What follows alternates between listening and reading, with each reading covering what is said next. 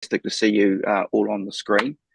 Probably it's appropriate that we commence with our Commission karakia, and then we'll just go into some introductions and then get onto the a couple of notes and then into the proceedings of the day. So I'll just open with our Commission karakia. Whakataka taho ki te uru, whakataka taho ki te tonga, kia mā kina kina ki uta, kia mā taratara ki tai. Ki hiaki ana, te apakura, i tiu, i huka, i heihu, ti hei Māori ora. So welcome South Wairarapa. Fantastic to see you on the screen. We'll get to introductions at your end shortly. We'll just commence with opening up with commissioners, just giving you a 30-second history of their background, and then we'll work our way through. So I'll commence with Commissioner Bull. Thank you, Gwen Bull. Been a long time in local government, served on the representation review for Auckland, been in many and varied positions. I was awarded Companion of New Zealand Order of Merit for my services to local government, and I'm also a Justice of the Peace. Cheers, Commissioner Bull. Commissioner Bigham. Tēnā koutou, ngā mihi o te wā. My name is Bonita Bigham. I am a current Regional Councillor at Taranaki Regional Council. This is my 5th term in local government, 3 served as a District Councillor in South Taranaki, 1 as a Community Board member, and this term as well. I've also sat on National Council of Local Government New Zealand as Te Maruata Chair, the Chair of the National Collective of Māori in Local Governance roles. Lovely to be with you today. Thank you. Kia ora. And my name's Brendan Duffy, the Chair of the Commission. It's kind of like who's got the what your numbers are.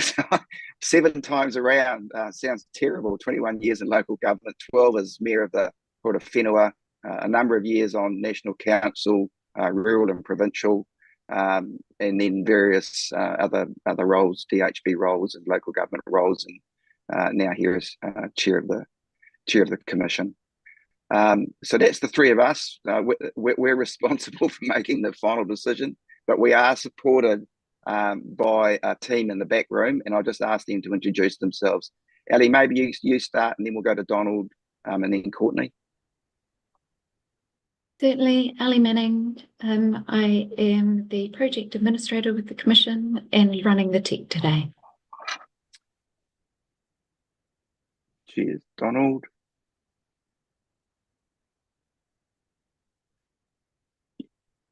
You're on mute, me old mate.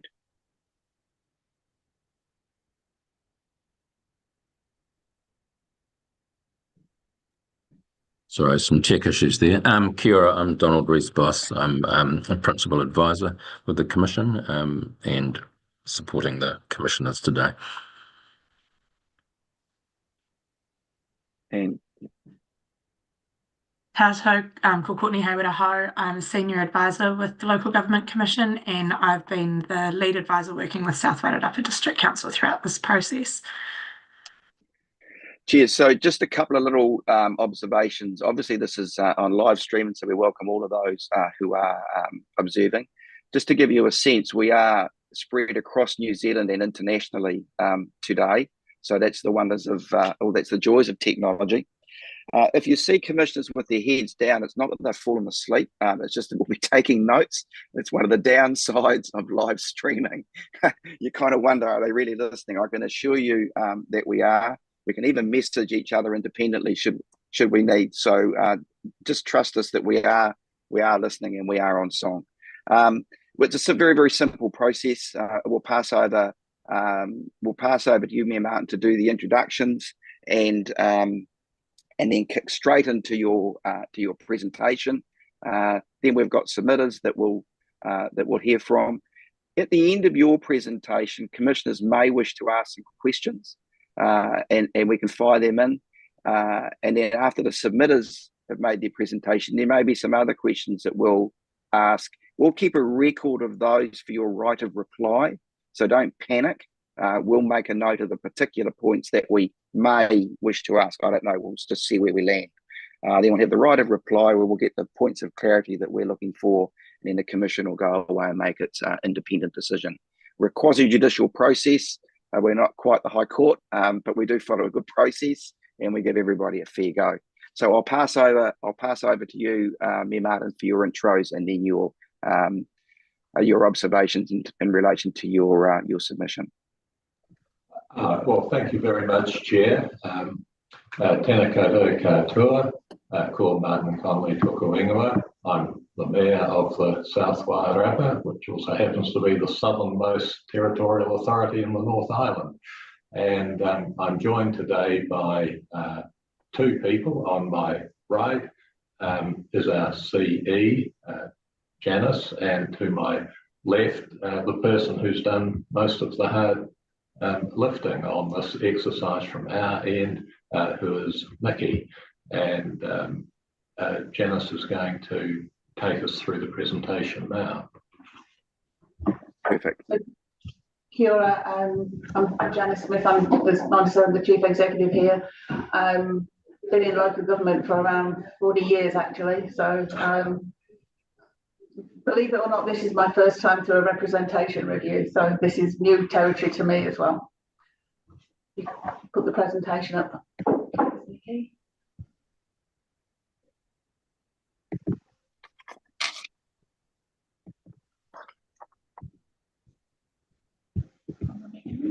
Yep.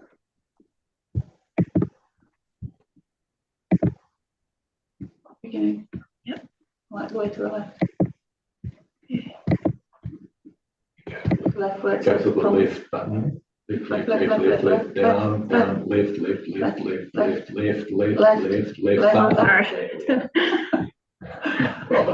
Okay. Yeah, I think I'm having trouble with my right. There we go. So the intention of this presentation is I'm not going to read all of the words on all of the slides, just the key points for what we think are relevant to the proposal that we put to you. So the process commenced back in February 2024, and we had a workshop then and followed that with another workshop in May 2024. The key issues there that came from those two workshops were that we were considering how we had representation from our rural community, what the boundary lines looked like from previous representation reviews and whether they were the right boundary lines.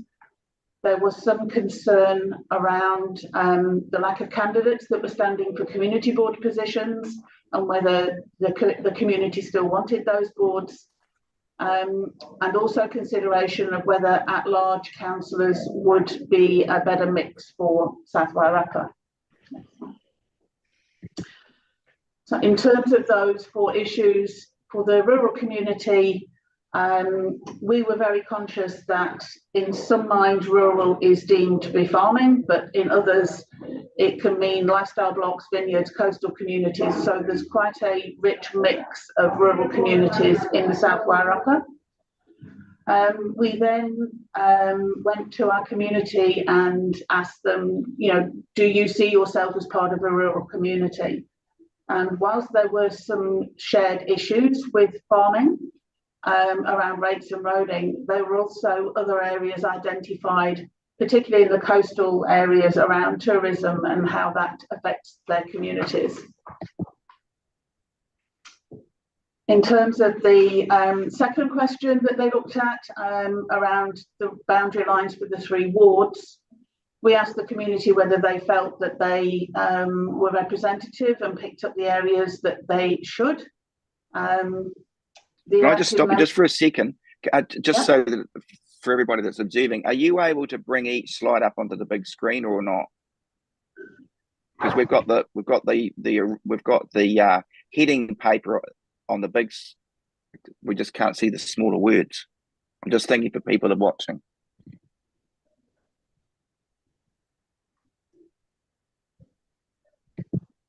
If the technology is too challenging, don't worry.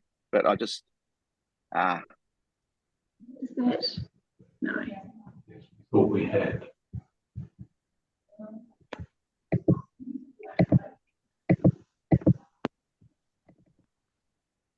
No, let me. What's the line through the camera? No, the next one. The other way. That's what I tried earlier. Let me go get IT. Do you want me to move it on to the next one? Leave it on that one. We're just going to seek some help from our IT team to see whether they can help us with this. Do you want me to carry on, or Yeah, yes, please, Nikki. Yeah. Sorry, Janice. Yes, please. Right. So we did an engagement survey through social media to inquire how the communities felt about boundary lines. 74% of the feedback we got was that the boundary lines were sufficient and they were happy with them. 15% weren't happy and 11% were undecided. So we also did further engagement through our enhanced annual plan process. And the feedback we had from that also confirmed that the boundary lines should remain as they were in terms of our proposal. The third question was around lack of candidates standing for community boards. So the workshop was looking at, should we retain community boards or should we not? Again, we did further engagement with the community and the response was largely in favour of keeping the community boards. So the proposal was put forward with community boards retained. The last question we were looking at was around having at-large councillors. We asked the community, did they see at-large representation being part of our representation going forward? We had a mixed response from this one. Some the community thought that at-large would be a good idea. Others were very against. The ones that were against were more concerned that representation could skew to one of the townships over the rest, depending on where the at-large candidates came from. So through the feedback, it was felt that there wasn't sufficient support for at-large. So that didn't make it to the proposal. Keep going on to the map. Can you see that now? Yes. Yes. So what we've got here is just a representation of how our 3 wards sit within the South Wairarapa district. You'll see the Martinborough ward has a very large mass compared to Featherston and Greytown, and that is largely rural communities. Next one. Just click. Yes, use your button. We then looked at the various townships and areas that sit within the district, and as you can see, we have quite a few independent small rural communities that sit in Martinborough, not so much in Featherston and Greytown. So in terms of the option around having a rural ward, we discussed at the workshop on the 24th of June how that would work. And you'll see on this map, we've got the 3 independent townships, Greytown, Featherston and Martinborough. And then there was the discussion about whether the rest of the area was a rural ward. We then went to another option that put a rural ward around each township. But again, you can see there's a disproportionate relationship between Martinborough and the other 2. So having taken all of that into account, in June at the workshop, we put together a proposal to go out to the community that was based on at-large representation for 3 positions, a reduction in the number of general ward councillors from 3 to 2, and retaining community boards. We also put in the consultation document the idea of having a rural advisory group. The rural advisory group would be across those coastal communities, so it would not just be representing the farming sector, it would be across all rural groups. So put that out for consultation. We received 129 submissions and they were strongly focused on the community board. 129 submissions is just over 1% of the population of South Wairarapa. Within that, the main themes that came through was that rural is different to urban. The ones that submitted felt that 1/3 of the population in the area lives rurally, therefore 1/3 of the councillors should be rural. The feedback that came was low in terms of numbers, and the councillors at the time didn't feel there was enough of a mandate for change to a rural ward, but were quite open to continuing with discussions around an advisory group. We had hearings, and 10 people spoke to their submissions, including the people that are making submissions today. Part of those discussions were around the mix of elected officials around the table and the proportion that already identified in some form of being rural councillors.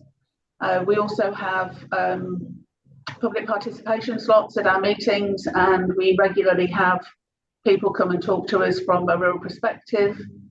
There was a question around what is being asked for in terms of rural representation. Is it just farming, or is it a wider rural representation? And generally, the issues that come to the table tend to be more around rating the rural ward or the rural population. And there was some concern that having a rural ward would not necessarily help with those discussions.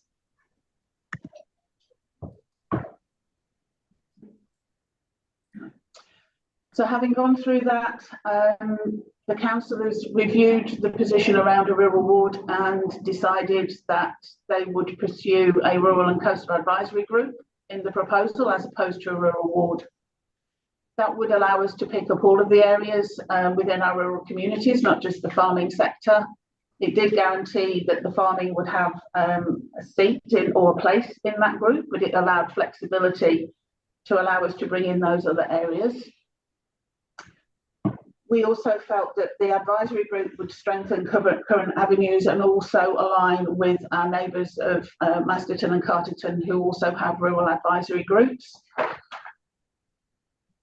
When we got to the final decision of the proposal to put forward to yourselves, there was debate around the table, given the low feedback and the low number of submissions, as to whether there was actually any mandate for change. And the decision of the councillors was that only having 1% or just over of the population actually submit on the proposal was not sufficient to say that there was any support for change from our current position. So the proposal that was put forward to yourselves for consideration today was status quo, based on that feedback and the low numbers of submissions.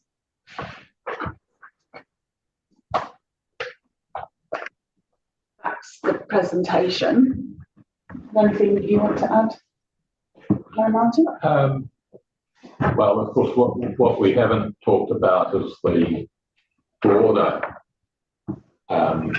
representation review, going back to when we first started discussing the inclusion of the Maori ward, for example, and then another extensive discussion on the type of electoral system, first past the post or alternative.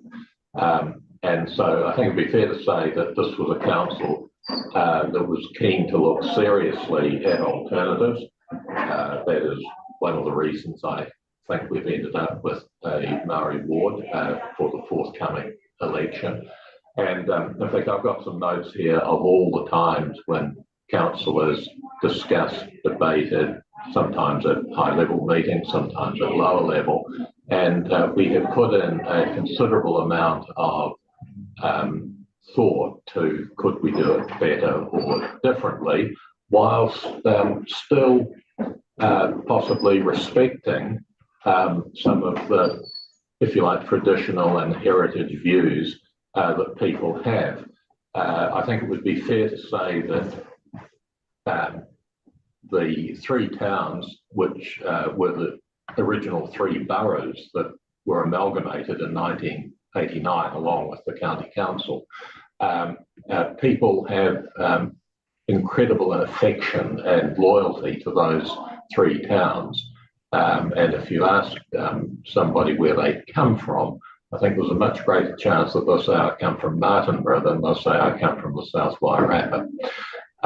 So one of the interesting developments that happened at the end of our deliberations was that the person who had advocated the most strongly, I think, for some form of formal rural representation actually was the person who moved the motion to not do it, because I think he recognised that the mandate was not there.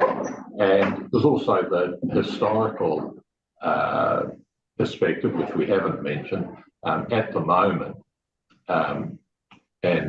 we have 3 councillors who would regard themselves as rural councillors, for example, and that has pretty much always been roughly the way it has worked out if we look back over time. So, you know, we've had mayors from a long way away from Martinborough, for example. We've had councillors from a long way away. So I think in the end, councillors who possibly had been sort of looking for a little innovation decided that nobody else was looking for it really, so we'll stick with what we know and to a certain extent what we love. It's fine, thank you. So you've given us a perspective there. It'd just be useful now to give the commissioners the opportunity, if I get the screen going right so I can see everybody. We just go back to check in with fellow commissioners if there are any specific questions that they might have. And Commissioner Bigham. Kia ora. Thank you, team. Really helpful to understand your perspectives and the history, obviously, that's brought you to this point. I was just really looking more closely at the idea around the advisory board, and I noticed you've referenced others who have advisory boards and that you'd quite like to align yourselves with Masterton. One of the things that stood out for me, though, in that alignment potentially is the Masterton wording, which talks about how the advisory group may feed into your processes, and it states in there that that the advisory group, quote, may be asked for feedback. Does that mean that if you were to set up your advisory group where you are, that it would only be able to give feedback when it's invited to, or would you be looking for them to give feedback on any of the matters in council? And secondary to that question, if I may, is what weight would be given to their feedback if they were established, considering that they are an establishment of council, they are put there by you to provide the feedback? Would you give their feedback more weighting than you might any other submitters on any process? Sorry, that's gotten really specific and down a rabbit hole for one particular point, but for me that sort of then indicates how the rest of the conversation may go for me. Did that make sense? Yes, I think it does. Okay. So I think the answer is that we would expect an advisory group to come along with initiatives and ideas, not just sit there waiting for us to feed them something and tell us what they think. Knowing our population, I don't think it would matter anyway if we told them that they were only there for giving feedback. They would give us their ideas irrespective. That's what we would expect. And indeed, because of the rural nature, particularly of the Martinborough ward, councillors and officers do spend quite a lot of time out and about, talking to constituents, etc., meeting with groups. Some of those coastal communities have their own, what we say, ratepayers association type of group, and we welcome their thoughts, and that's basically what is sitting behind that proposal. So can I just add to that? So we've got attached your rural advisory group agenda item, which you've adopted, correct? Yeah. So your advisory group is now in place, and we've got the purpose and the scope. We've got the resourcing. I think the point that Commissioner Bigham is wanting to see is it, in addition to the information that we've got here, what's the picture that's painted for that structure in terms of their certainty to be able to engage? Is that what's the surety that they can come to a meeting and they will be, what's that structure? Is it, can you help us in that space? Yeah, without waiting to be invited. Yeah, did they just turn up, or what's the go? Okay, so in actual fact, the group itself is not yet finally in place. We're still, we're about to get some final advice from officers before we, if you like, push the creation button. So it's still working. Okay. Yeah, so we had a paper go in November which raised some options and ideas, and we were seeking direction at that time from elected members around how this group could work. One of the things that has become clear is the need for the feedback loops, and as you said, those opportunities to present at council. Currently, we have our committees have opportunity to present regularly to council, and that was one of the directives that we needed to look at in establishing the terms of reference. We've got council officers have now got a resolution to go forward and look at terms of reference for this advisory group, and that's something that we imagine would come through, but we are very aware of the need to increase communication with our rural sector and provide some feedback loops, but also allow those opportunities to take shape. Yeah, I think also one of the things that we've learned over the last 2 representation reviews is the earlier the engagement, the better, and that would be something that we would welcome with this advisory group as well. Right. Okay, so just again for clarity, I'm really keen to sort of nail. There's only 2 or 3 questions I think that we'll have in the space. So rather than holding them over for right of reply, it's better that we collect in there. Councillor Bigham's answered the key question for me. Where are you at in terms of that structure? To your point, Nikki, the terms of reference, and more specifically, by when do you think this might be established? By when? Where are you at? Because that's really important. Yeah, so we are keen to take away some feedback from the hearings today, and that's something that is on the agenda going forward that we will look at, but very keen to kind of include any recommendations that might come through from yourselves today. Yeah, okay, so again, that's not our role. We can't do that. So this is, and I'll take officers' advice here because I think it's crucially important that everybody understands. So this is an initiative by yourselves. It's not something that we rule over. And I'll just go to officials because I'd rather they spoke technically accurately about what our position is. And Courtney, you're the author, so I'll pass to you. Yes. Commissioner Duffy confirming that is correct. The Rural Advisory Group would be out of scope for the Commission to make a determination on. So that means that in our decision, we won't be commenting specifically that would influence you one way or the other. What we're trying to do today is understand where are you at, and the way we read it is that there's an intent. It's gone to council. What we can't see is when. And we can't see yet the terms of reference. So that is something we'll leave with officials to work with you on, because that'll influence or help us in terms of our understanding about where you're at and what we eventually decide. Now, just again, because we're online and we can't look at each other in the eye, I just need to check with fellow commissioners, okay, that I'm not putting you in a corner. We're okay? Right. Okay. So we're generally comfortable with where we're sitting in terms of that questioning. Can I ask then? Initially, you looked at the at-large as an option, and I'm just be keen for you to express why did you initially want to look at that? I'll pass that question to Nikki because she was Yeah. in those conversations? At the time we were looking at large, there were conversations happening about working more closely as a region, so with Carterton District Council and Masterton District Council. There were some questions coming up, especially around water, that required some strong representation from the South Wairarapa as a district, and that at large would kind of potentially was an idea to help us with that.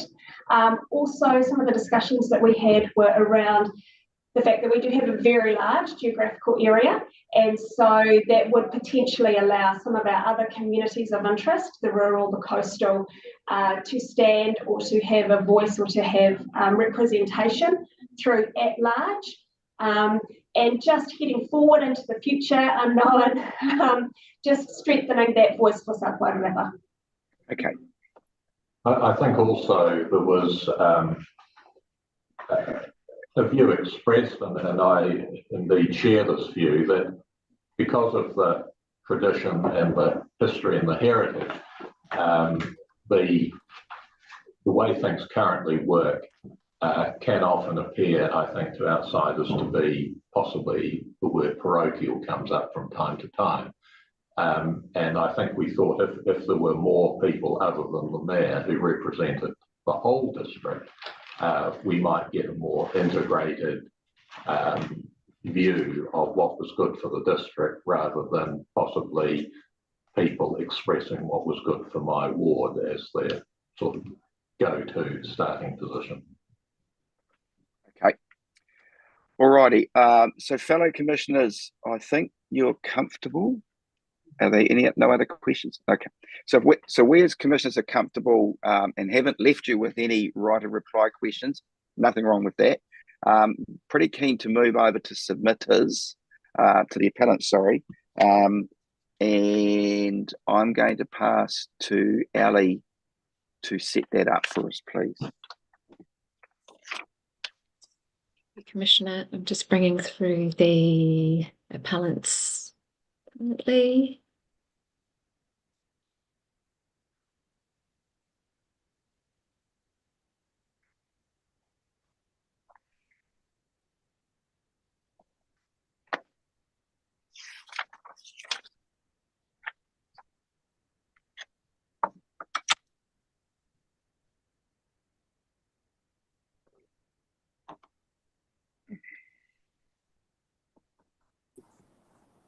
Where's Dan? Where's Dan?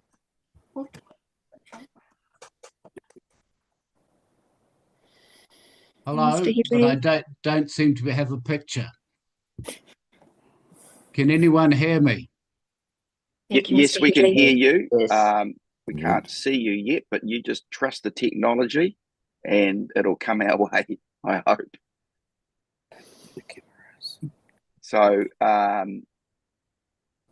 I can see somebody with an address called Pauline. Yeah, that's Headley. Hi there.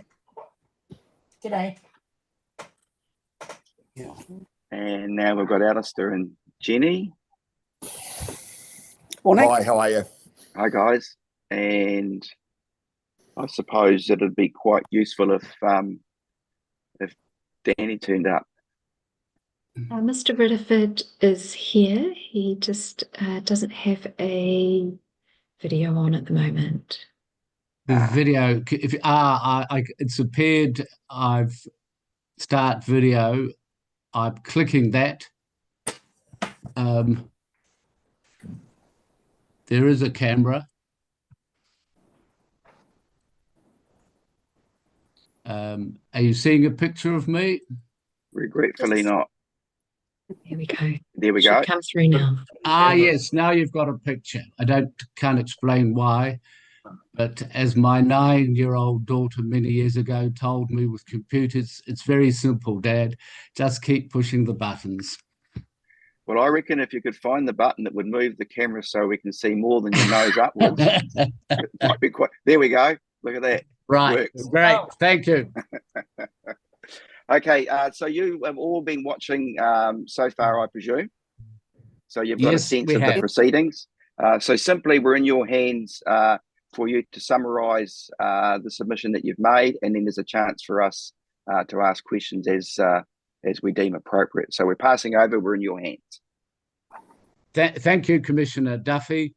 I'm conscious that there'll be people watching from outside, so I would first of all say that for us, it's a matter not just of the vote every 3 years, but real democracy rarely being heard.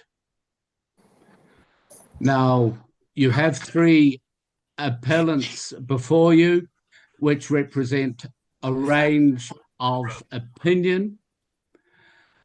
And Jim Headley is a dairy farmer, where, if you like, the archetypal Steeper Hill Country Farm. The property was first settled in 1843, and Tora and Jenny Boyne down the coast are sheep farmers like ourselves. And we all noted acutely the comment by the Mayor as doubting whether rural are paying attention, doubting whether we can put up credible candidates. And it totally fails to understand the realities of our life, that the last 12 months have been very tough. We survived the 1980s with 39% debt servicing ratio. We're now operating over 8,000 stock units with only 1 permanent employee, helped by, as I put it, a couple of pensioners.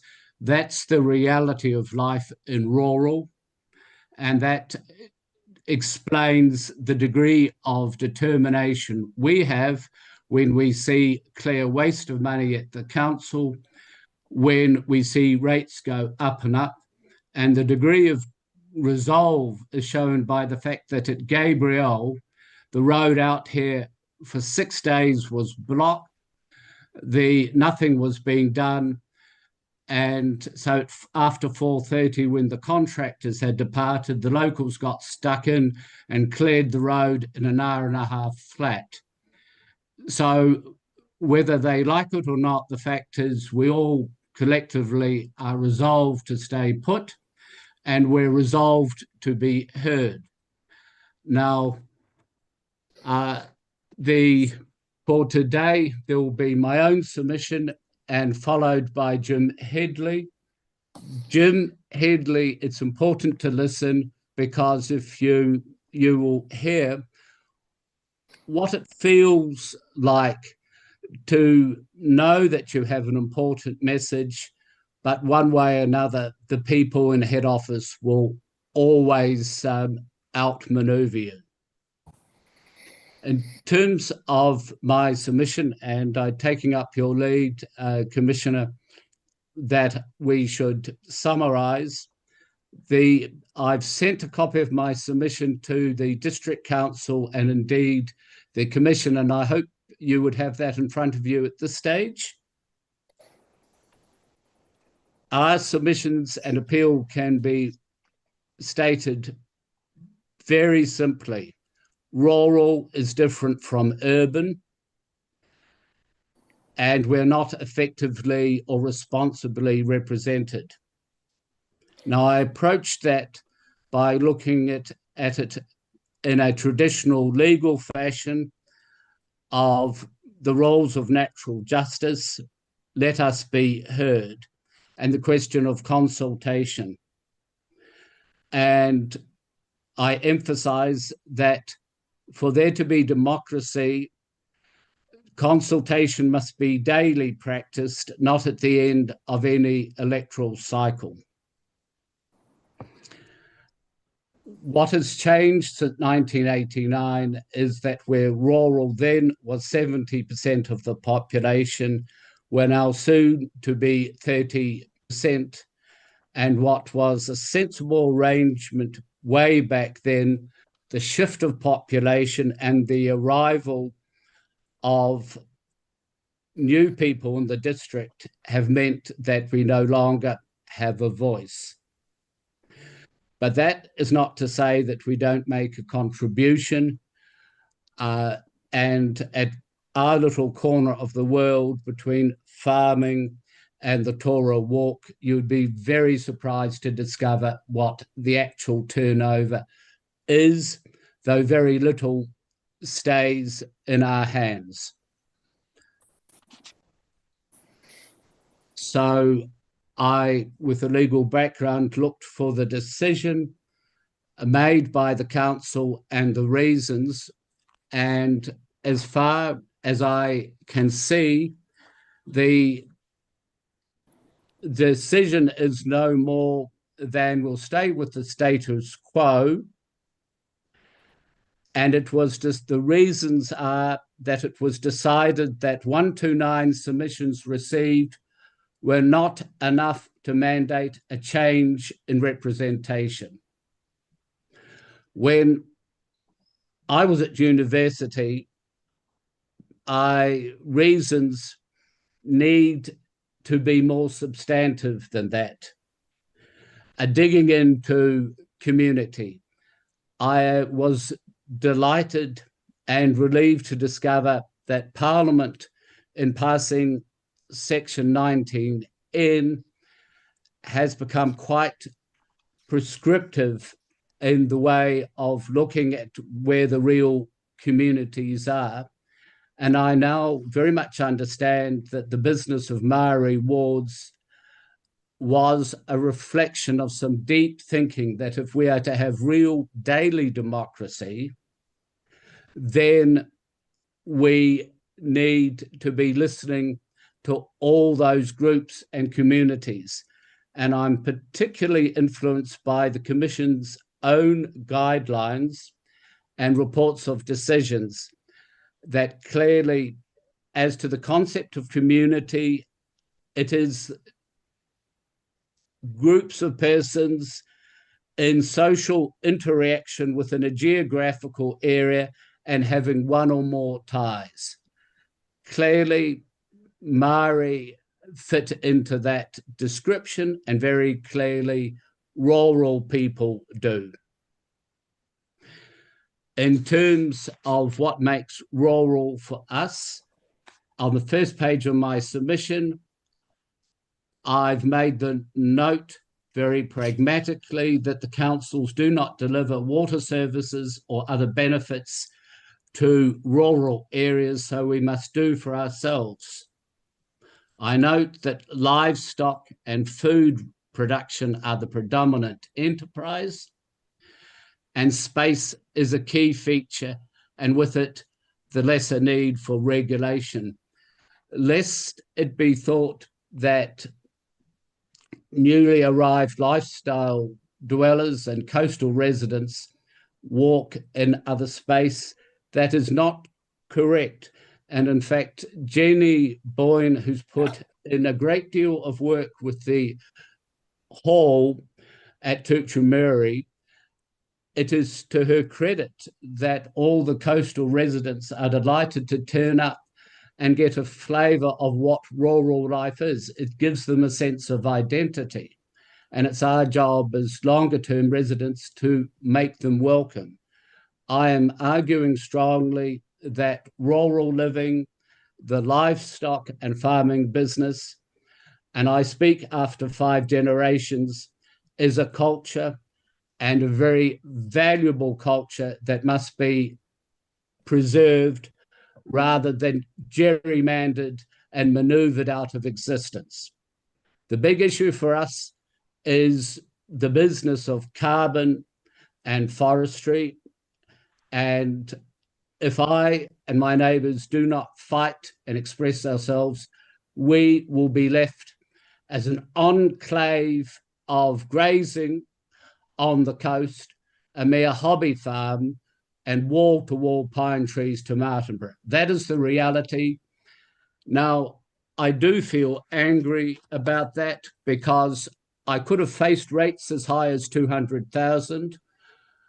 No concern from the council, the CEO not meeting me, and it took me a private excursion into the High Court to even achieve a meeting with the CEO after 5 generations.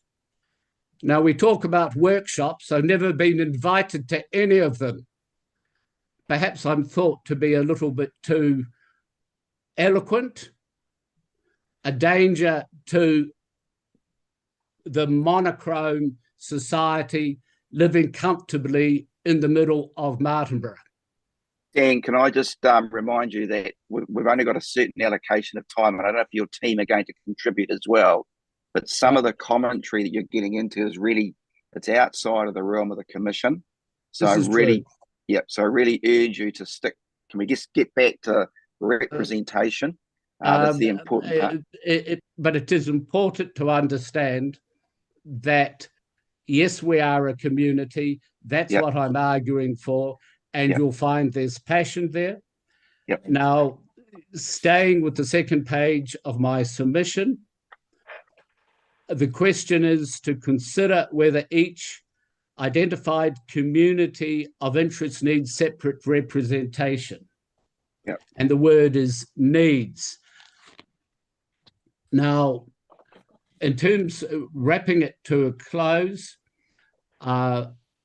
in my submission, I've given a number of examples that deeply affect us, and I was very concerned to hear last week that there had been discussion inside the council to walk away from the bridge to our own property as a serious suggestion. I merely point out that the council have legal obligations, and when the going gets tough, it's no solution to cut off the limbs. On the question of needs, Jim Headley will also speak to that. And so I would now leave it to Jim Headley to quickly move across his own submission. Thank you very much for the opportunity to be heard. Thank you, Dan. You all good, Jim? Yep. Shoot. Yeah.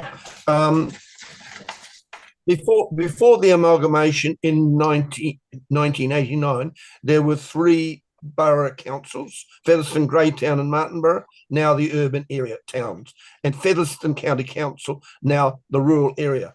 The amalgamation stopped rural representation by creating 3 wards, Featherston, Greytown and Martinborough, each ward being made up of 3 towns. The rural area then divided between 3 towns.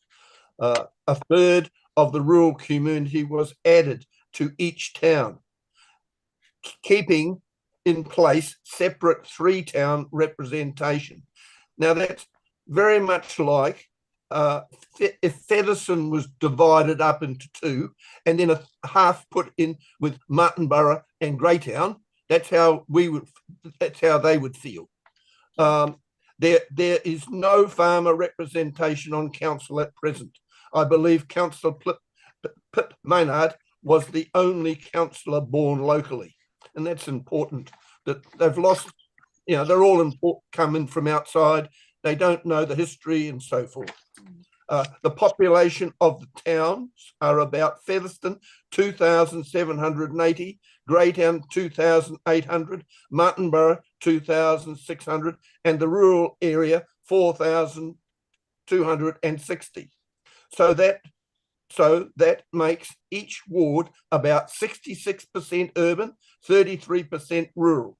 So rural is outvoted by 2 to 1. By that voting weight, it is urban that decides who shall represent rural. As a farmer, to get in, they have to get the urban vote. If an urban person wants to stand, they only have to get the urban vote. An urban voter is going to look for someone who is going to look after the urban, not rural ratepayer. When talking to the chairman of the Wellington Regional Council, I can't remember his name, unfortunately, when trying to get a fairer transport rate, he told me that if council did what I wanted, most of the councillors would not be re-elected. That shows councillors will look after their voting base and keep urban rates low. This is what happens in South Wairarapa. No tax without representation. That comes from Magna Carta. The rural community of interest need separate representation to achieve a fair rating system. Now look at your local government commission representation review guidelines. Dan put me onto this and I looked it up. And if you go to page 58 and 59 in the appendix, it goes on, and it's all about looking at communities. Now the rural is a community on its own. It is not urban. Urban is one community, rural is another community. And I can go down the line and say, right, there is urban, there is residential, there is commercial, there is lifestylers, and there is farmers. And farmers actually include vineyards This as is well. Dan, who am I speaking to? Right on, Dan. Can you turn your mic off, mate? Dan. Yeah, that's better. Keep going, Jim. Yeah, so it includes that wide range of people that use the land for their business. You know, so it's not just beef and sheep, dairy. That's not just it. There's vineyards and other things that we use a large amount of land for our business. South Taranaki decision 2019 paragraph 25, page 4 to 7.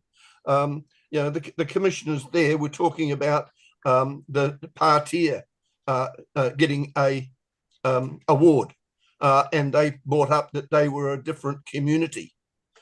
The commissioners' guidelines note for effective representation, not grouping together two or more communities of interest that share few commonalities of interest. Look at the functions funded by the general rate. They are all those functions that benefit the people of the district equally, but exclude roading, infrastructure resilience, water, sewage, and rubbish collection. For the capital value portion, an average Featherston residential property will pay $691. An average dairy farmer will pay $5,791. Both have one house and basically get the same benefit. So for every dollar Featherston residential pay, a dairy farmer pays $8.33. Totally unfair.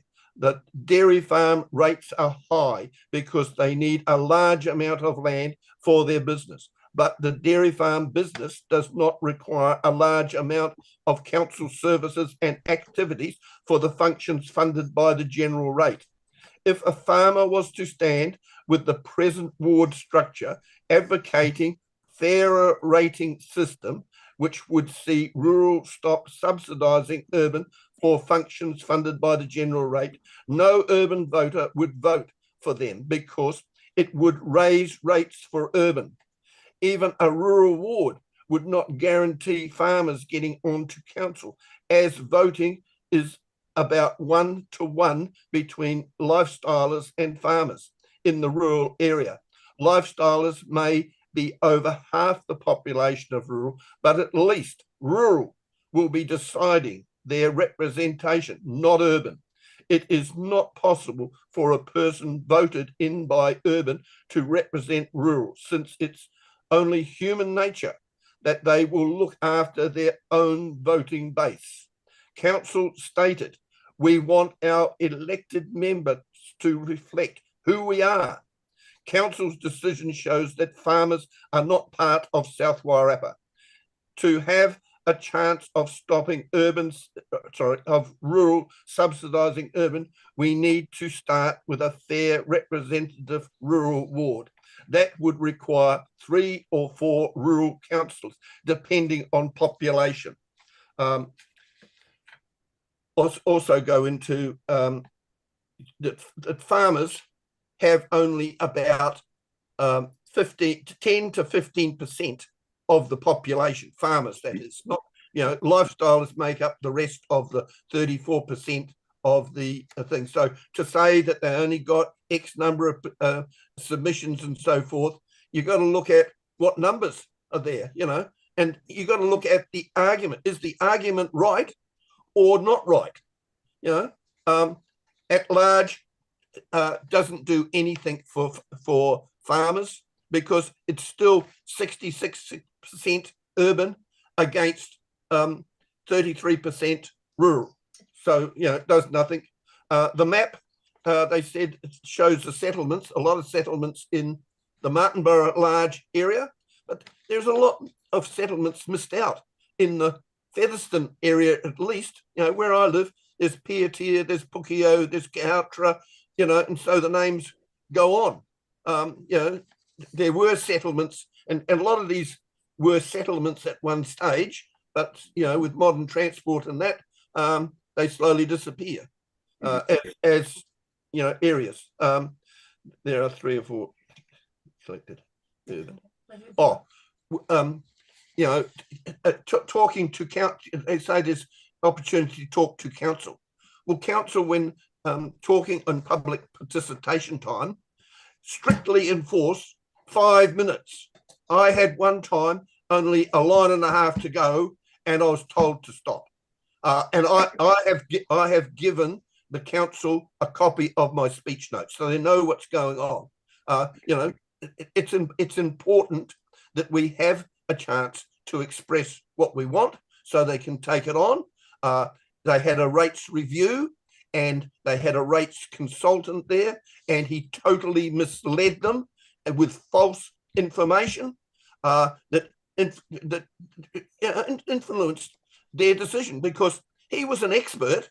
Who the hell am I? I'm just a mug dairy farmer. I know nothing.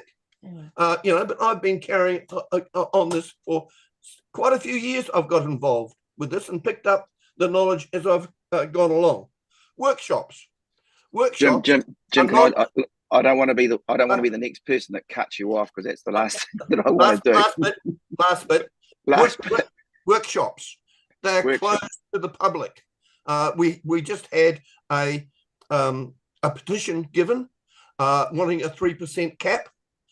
They had a workshop with they selected who the members will be, and then they locked the doors so the public couldn't hear what was being said. Okay. And let's face it, the Ombudsman said that all workshops should be open to the public. Thank you. Okay. So I'm really keen, because there's still one more of your team. I need to offer the courtesy the same. And just so you get a handle on it, I've kept an eye on the time. We've gone way beyond what we would usually do, but as a courtesy, there are the 3 of you on the same submission. We're going to just keep on going. So don't place on record that the Local Government Commission cut you off, because we're not. Thanks, Jim. Alistair, Jenny. Yeah. Hi. How are you? Thank you very much. Are you going to summarise it? Yes, no, we're very brief, so you'll be fine. Thank you very much for taking the time to listen to us, and my 2 colleagues have been very vocal and very literate with their submissions over the years. So I'll just get going. After going through the consultation process, we were surprised with the South Wairarapa District Council's decision to just add a +1. And I'm pretty sure a number of us were left wondering why, if my understanding is correct from the information available, that if you are on the Maori roll in the South Wairarapa District, you will effectively only get to choose 2 of the 11 elected members, 1 councillor and 1 mayor. I'm sure this is an unintended consequence for keeping the status quo and just adding an additional councillor. However, I don't think it's fair to those who are on the Māori roll to have to switch to the general roll in order to have the right to choose 4 elected members around the council table of 11 to represent them. The rural ratepayers have historically been disproportionately charged the lion's share of the rates for core services, but are now being shortchanged around the council table. With submissions, there has been a huge amount of submissions over the last 20 years. Very little feedback has been taken on board, so people have become disengaged, but this does not mean they don't care. We understand the elected members of the council are to serve the whole community. However, we're human, and the South Wairarapa has 3 townships that have now sprawled out into the countryside with subdivision, so the lines are blurred, leaving the rural ratepayer and residents underrepresented with very little to no representation. And like sports clubs, we all have a connection and empathy to where we live, and so, by human nature, support causes that will be the best outcomes for our town, locality or club, and forget to take into account the impact of decisions to the whole district. We would like the commissioners to direct the district council to implement a rural ward councillor to each of the 3 wards. First steps to the boundaries could be managed by all those living where the rural rate is applied, i.e. no connected services, are deemed rural, and then further down the track in the next 10-year plan, these could be altered or amended as for the general elections. It might not be equitable, but it will be fair. Finally, I'm very aware to be mindful of what you wish for, and would be most grateful that should you support our request for a rural ward representation, we will all have the opportunity to have voting rights for 4 elected members around the council table of 11, regardless of which electoral role you're on. And thank you very much for your time. Cheers. Well done, Jenny. We should have put you first, so you set the standard for the rest to follow. I'll let you go home feeling better. Look, there's a number of acknowledgements, and then we will want to go through to some questions as well. There's been no mention of the petition. I do want to acknowledge the effort that's gone in to the petition, which is clearly a signal of a level of interest. As an aside, not usually you would go this far, but I'm an old boy of Silverstream, and I recognise 3 long-standing family names, Dan. So there could be a reunion coming up soon, given that I was born in Greytown. You never know. So that's just one observation on the side. Can we, Courtney, can we just give clarity in relation to the Maori role, so that it's on the record of exactly what the consequence is of a Maori representative, just for purity. Absolutely. Donald, feel free to jump in with any technical language that I miss. But essentially, with the Māori role, it is based on population. So once you establish that ward structure of general and Māori roles, the population determines how many wards there are, how many councillors are able to be there. So as you said, Jenny, that's sort of a consequence of the way that's set up.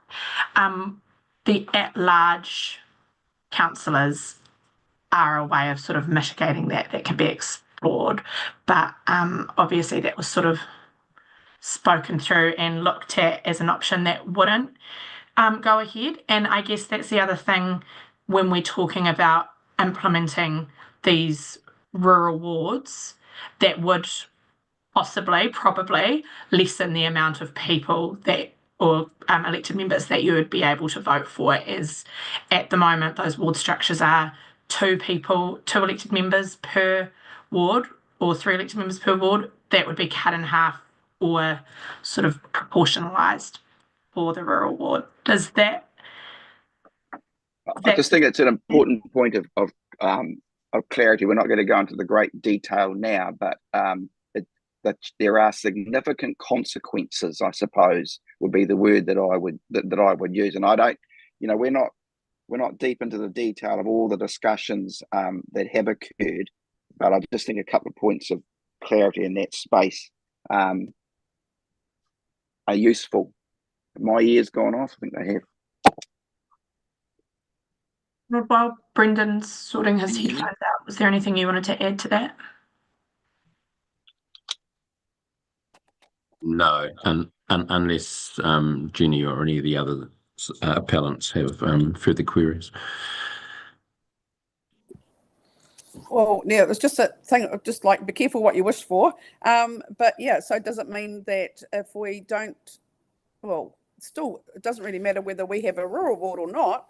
You've now brought in the Māori ward, and so going to be have severe underrepresentation around the table, or the opportunity to have representation. So that to us needs to be sorted out before the next general election. Yeah, so the decision to establish a Maori ward is one the council made, and the commission, as part of this review, can't decide there won't be a Maori ward. So that's a fixed part of the structure for this election.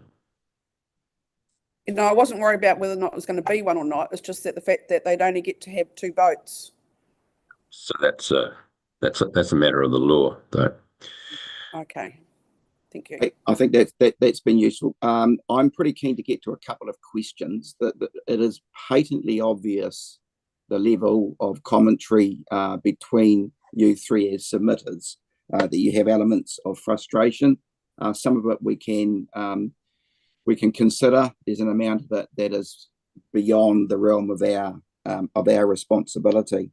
But it will be useful to have your perspective on the proposal around the rural advisory group prospect. So can somebody give us a short and sharp, what do you think of it? Yes or no? What do you like and what do you don't like? Somebody.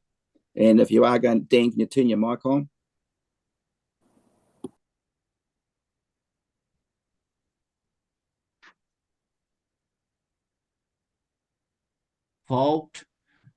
Mike, I think I'm correct in saying that this proposal of an advisory group was only tabled after we had filed the appeal.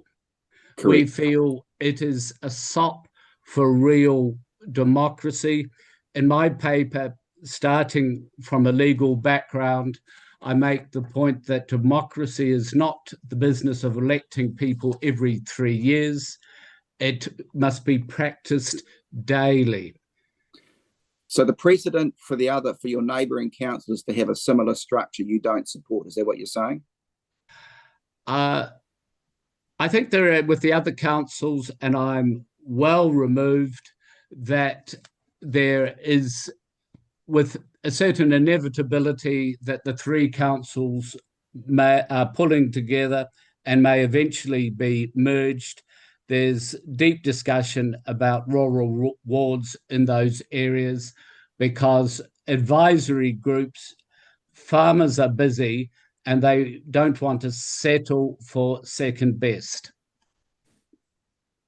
So what does that mean? You like the idea? That means that they want to be at the council table rather than in the waiting room. So, sorry to push you, but if, as I understand it, council establishes this coastal and rural advisory group and it has terms of reference to have the structure at the table for appropriate discussions, do you not support? Help me to understand. Do you like that or not? I think what it's probably Dan might be. Dan, go ahead, Jenny. Is that advisory groups? It depends if they're appointments, because the appointments might be, it's one of those double-edged sword things. Yeah, okay, that's good to know. So the guts of it is that as a consequence of community discussion, the council have proffered a suggestion that's going through a process as we understand it at the moment. Potentially, it has some merit, value in some people's eyes, but not necessarily everyone. But potentially, if they were to structure the terms of reference to allow the sort of dialogue to occur that you're looking for, without predetermining, it sounds to me like it has, it provides a structure to allow a conduit of dialogue, which clearly you are frustrated with at the moment. And so it would seem to me that there's potential with this depending on the terms of reference. Is that a fair summary? Yes. Yep. It's got merit. Yep. Okay, definitely. right. Okay. That helps me to understand where that sits. And as we understand it, it's being considered. Oh, sorry, Jim. Yeah. I don't agree with a community board for rural because we've tried it before and it failed. You have, like Dan, you have to have someone around the council table. Now, you talked about when they come in or whatever. You know, it would have to be that they have voting rights around the council table when a certain subject that affects rural is being discussed. That's the only way. Unless they have voting rights to represent rural, a community board is hopeless. Okay. Commissioner Bigham. Commissioner Bigham. Oh, kia ora. Thank you, Brendan. Thank you all for your passionate advocacy for your community and your wish to be represented. I have a few questions that may feel like they're poking the bear a bit, so please bear with me.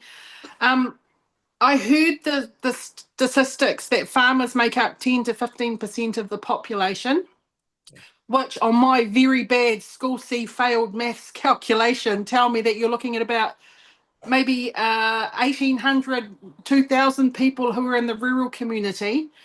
And we've received a petition which, unless I'm missing something, is signed by 20-something people. Right. Yeah.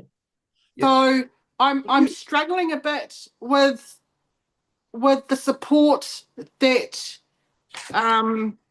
will help me to push along your request for a rural ward when there's so little of your population already, and there is from my perspective, a minute number who signed your petition from the community that you're purporting to be wanting to represent. So that's my first challenge.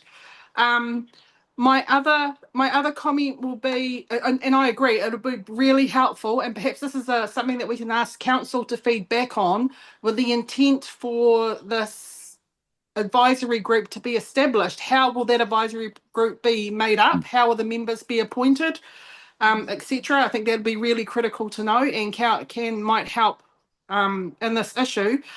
My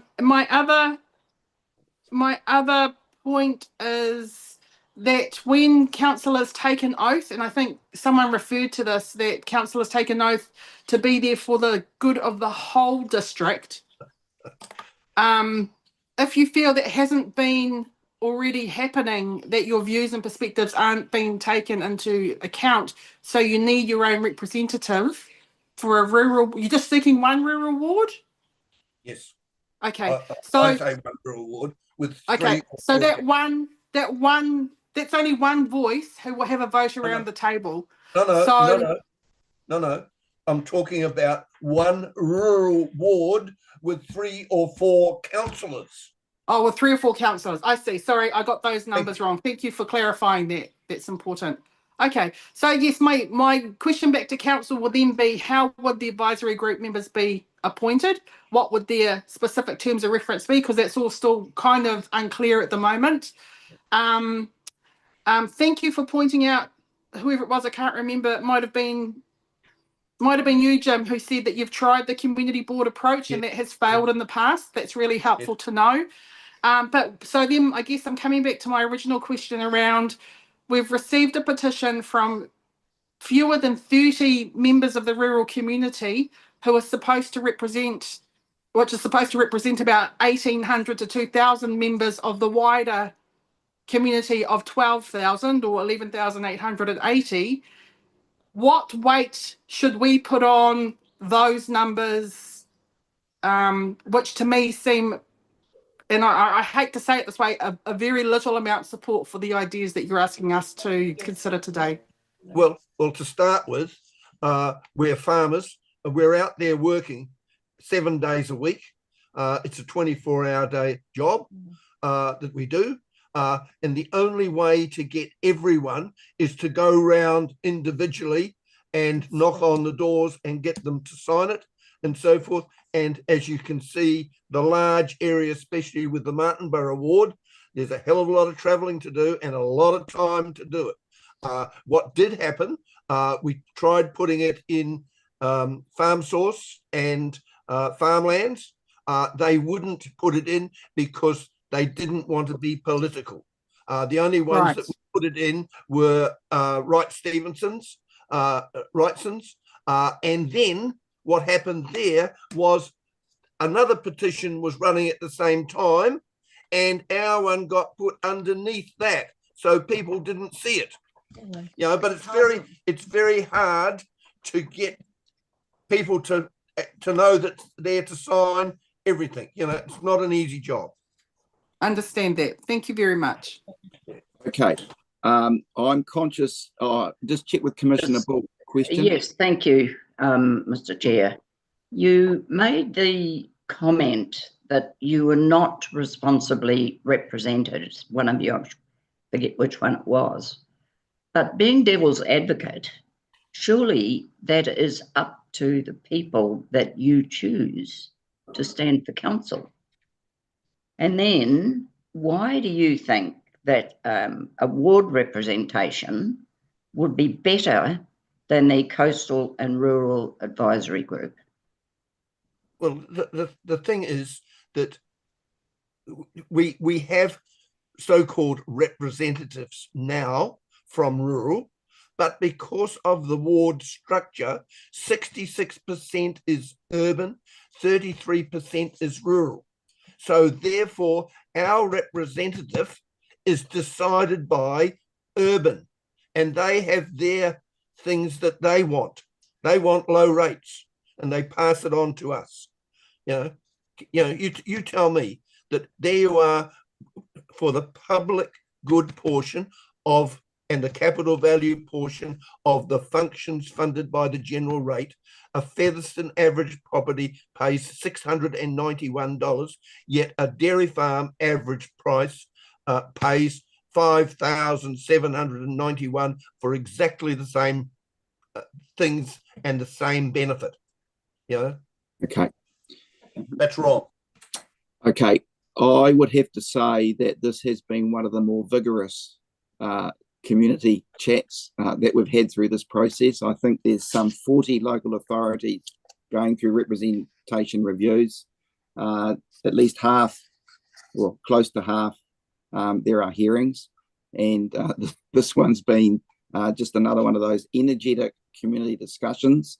And I say that in the most respectful manner possible. I hope you get the sense that we have been amazingly generous in the time that we've allowed for the dialogue to occur. And I think that's important that we've done that.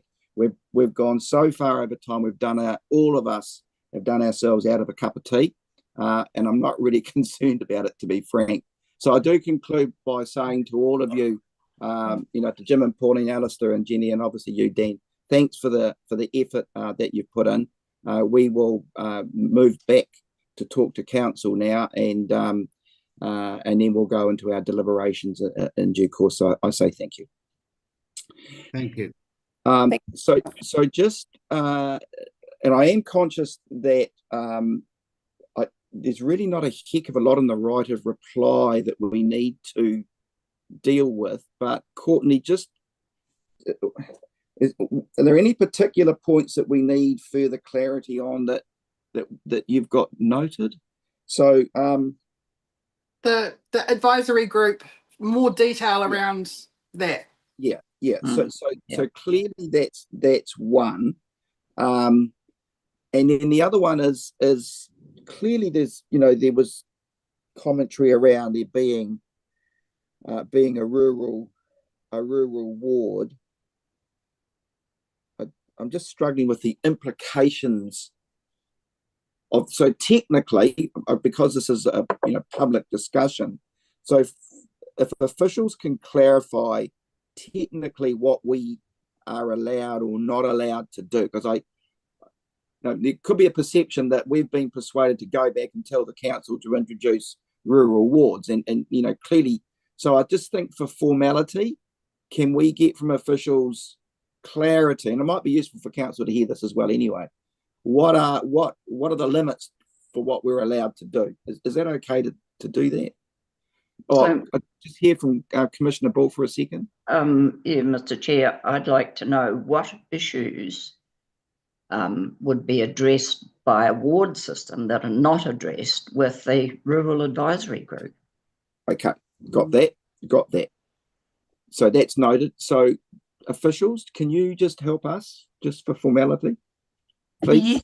So to answer your question first, Commissioner Bull, I think that really comes down to the voting right discussion. I think there's a really big concern from the appellants that having community board representation, having rural advisory group representation does not give that seat at the table, so to say, that would come with having a sort of dedicated rural ward. So I think that's the issue. The crux. That's the crux of that issue.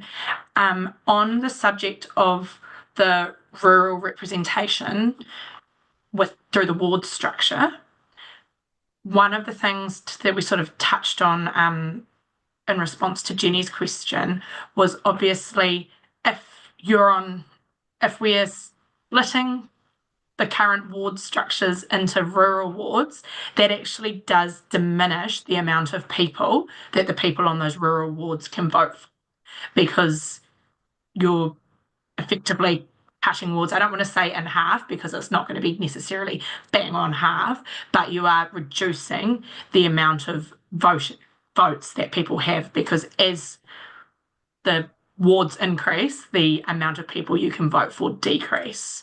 So yes, there would be a dedicated seat at the table. However, less people will be voting for that dedicated seat, and they wouldn't be having, say, 3 votes or 2 votes. They would just have that 1 vote, and the mayor, similar to the way that the Māori ward structure is set up. Thank you. Donald, did you want to add to that? Does that sort of explains clearly enough? Yeah, I guess so. I mean, from a technical point of view, the establishment of one or more rural wards would require drawing a boundary around each of the 3 main urban areas, and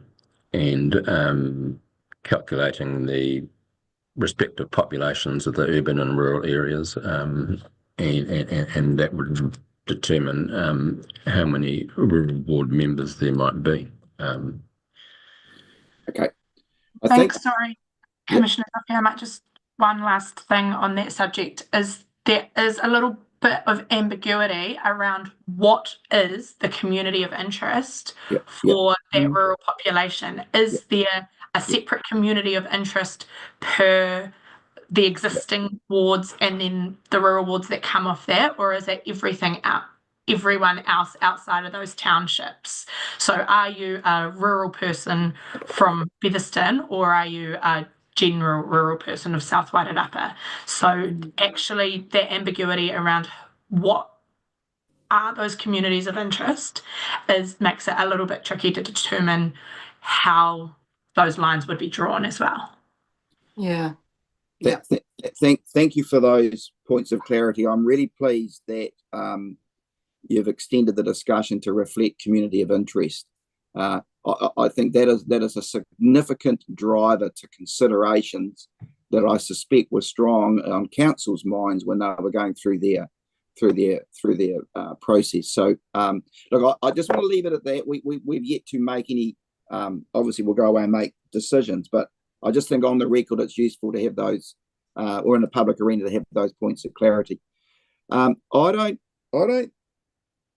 think the key commentary that we're looking for now from council is in terms, should this structure get traction, where the terms of reference seem to me to be crucial to our understanding and assisting us with our deliberations. So therefore, what sort of timeline are you on, and what comments in your right of reply do you want to finish up with? Well, in terms of the terms of reference, I'm going to ask Janice, who's done most of the thinking about this and who's lining up to present advice to council in the next month or two to give her views. But I would have to say that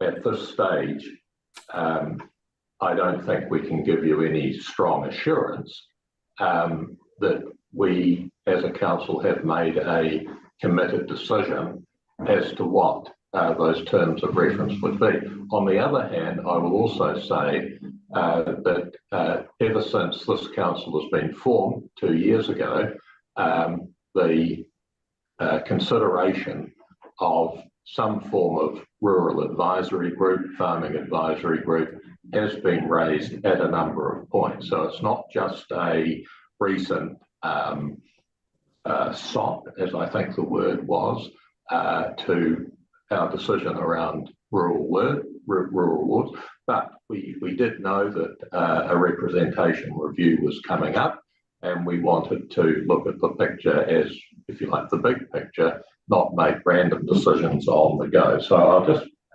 hand over to Janice, if I may. I think it's important to understand South Wairarapa also has a Maori Standing Committee, which also in some ways is similar to but not the same as what the Rural Advisory Group would be. That's drawn from the various iwi hapu across the district, and they have a representative seat at the council table and at our committees. We would see the advisory group operating in a similar way. We will be looking for nominations from or expressions of interest from the community to put forward those people, and then obviously nominate who the person would be or the representative to be with council. Obviously this takes place for the next coming elections, so we would have to have those discussions around voting rights when we get the new council around the table, but we don't see this as being a complication that's beyond being able to have an advisory group representative at the table for council, for committees, or for workshops. Janice, can we get a copy of the current structure that you have for your Maori Standing Committee terms of reference, and is that okay? That would be useful. Get that through to Courtney. That would be most helpful. And obviously what we do, we will be looking at obviously what Masterton and Carterton do with theirs in terms of their terms of reference as well. Mm-hmm. We've talked about maybe 6 to 8 members with 1 or 2 councillors to have that link between the two. But that's yet to be determined in terms of numbers. Can I just add I don't know if, are we allowed to throw in suggestions at this stage, Brendan, for how that might pan out to give the community some more confidence in a process like that? Or am I overstepping my boundaries? Suggestions to council? Just in terms of the process of asking for nominations, perhaps members of if that process is undertaken and that's the way that the council goes, perhaps also seeking representatives of the rural community to be a part of the decision making about who comes on. Okay. So that they feel like they've got equal say as to who is put on the committee as well. It's not just left to council. That may, I'm just thinking that may help instill some more confidence in a process like that. But that's just off the top of my head. Yeah, no, that's fine. My sense is that we've followed a good, solid process. We didn't follow the agenda timeline very well, but I don't think anybody's going to be uncomfortable about that. Just checking in, me, Martin. You're comfortable. You've had a good experience. Yes, I think we're all looking. Yes, we think we've been very fairly treated. There'd just be 2 comments that I would like a quick response to that were on the record, and therefore, just in case somebody comes along one day and takes the record as being gospel. Dan Ridderford mentioned that the area he lives had been settled in 1830. Au contraire, it had been settled around 1300. And the last point, which hasn't really come up, but Courtney sort of alluded to it, what is the community of interest that we're referring to, which I think is one of the key determinants of the Commission's decision making. Well, the South Wairarapa has had a very dynamic change of population over the last 15 years. A number of things have kicked it off. Winemaking being one of the major events is now an absolutely key part of our economy. Tourism has grown, but also there's an aspect where people refer to the township I live in as being a retirement village in its own right. So it has become a place where a lot of people who were not traditionally born here, and this is something that I think Jim Headley referred to, but they now do live here. So the vast majority of those people live on the outskirts of what were traditionally the original villages. And because we don't rate in terms of rural or urban or commercial, etc., the actual definition of what is rural South Wairarapa is a very murky and muddy one. And I'll just, by way of illustration, there's an area outside of Martinborough. It's very rural. Two people who live there happen to be chief executives of our neighbouring district councils. So, you know, they travel probably 40 and 30 minutes to get to work each day. That is not an uncommon feature. Yet, if you saw them in their overalls at the weekend, you'd say, oh, there's a couple of local farmers. But that's the sort of life that a lot of people are living here. It's a little bit of this and it's a little bit of that. It's a sort of portfolio existence for many of us. I have a friend who's an Al Jazeera journalist who flies off once every 3 months to Qatar. I mean, it's a very interesting, it is not easy, in my opinion, to say we've got these fixed communities of interest that can be defined around your occupation. That would be my... No, that's fine. I'm going to call it to an end there. I think we've had a really, really good session. So I do want to say thank you to Mayor Martin for your observations. To CEO Janice, the work in the background there is obvious, and welcome to your very first hearing for representation after 40 years in local government. There's something new every day. And obviously to you, Nikki, in the background there, doing the heavy lifting. Well done on the work that you've done, and also a compliment to the tech team who kept you on stream and allowed us to see you through the process. From our perspective, we say thank you. I think it's been a useful session. You can be assured there'll be quite some deliberation on our part before we make our formal decision, and that will come out in due course. So I'm just going to close with our karakia, and then the Commission will stay online while Council goes about their business of the day. So I'll just formally close out with our karakia. Unahia, iri turu, I uru tapanui. Kia wātia, kia mama tēnākau, te tinana te wairua, I te ara takatu, koe rā e ronga, whakārea aki ki ronga. Kia wātia, aiora kia wātia, opai mārere. Thanks, everybody. So Commission, stay online. Ali, you're in charge of making sure all that happens, please.